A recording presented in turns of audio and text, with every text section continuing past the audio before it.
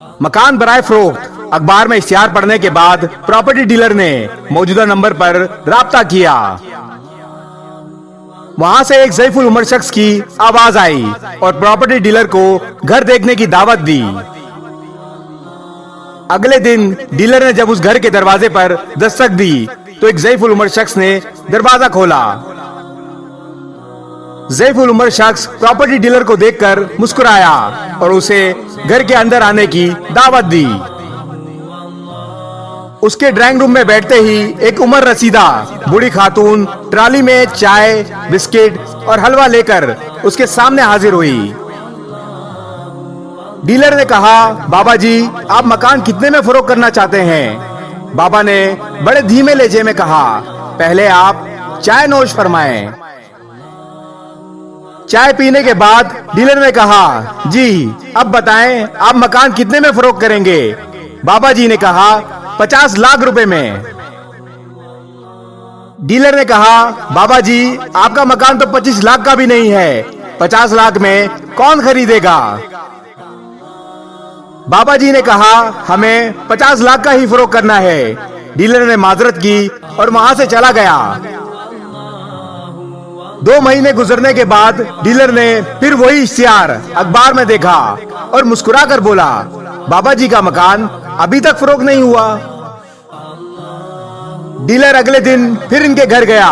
बाबा जी ने वैसे ही इस्तकबाल किया, चाय, बिस्किट और हलवे के साथ खातिर तवाज़ा की। मकान की बात शुरू हुई तो बाबा जी ने फिर वही 50 लाख रुपए बोले। डीलर को गुस्सा आ गया, आपका मकान फरोख्त नहीं हो सकता। प्रॉपर्टी डीलर ये अल्फाज बोलता हुआ घर से बाहर निकल गया। कुछ दिनों बाद डीलर के दोस्त ने कॉल की और बोला,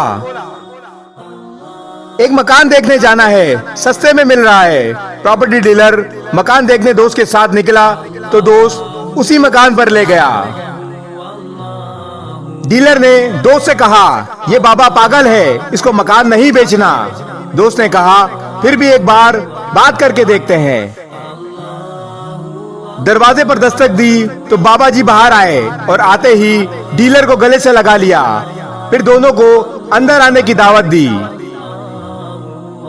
ड्राइंग रूम में बैठते ही उसी तरह चाय, बिस्किट और हलवा पेश किया गया। इस बार डीलर से रहा नहीं गया। उसने बाबा जी से पूछा, बाबा जी, आपको मकान फरोख्त नहीं करना तो बार बार इश्तिहार क्यों देते हो? हमें बार बार यहाँ आने पर क्यों मजबूर करते हो? बाबा जी ने बूढ़ी खातून की तरफ नम आंखों से देखा और आंसू साफ करते हुए डीलर से मुखातिब हुए, बेटा, हम दोनों बहुत बूढ़े हो चुके हैं। हमारे 3 बेटे हैं, इनको आला तालीम दिलवाई, अब वो मुल्क से बाहर हैं। इन्हें हमारी कोई फिक्र नहीं। हमारा अकेलापन हमें अंदर ही अंदर खत्म कर रहा है।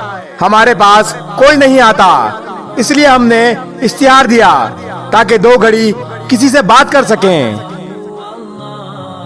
बुढ़ापा और अकेलापन, इन दोनों के साथ जिंदगी किस कदर मुश्किल है, इस बात का अंदाजा आपको तभी होगा जब आप बूढ़े हो जाएंगे।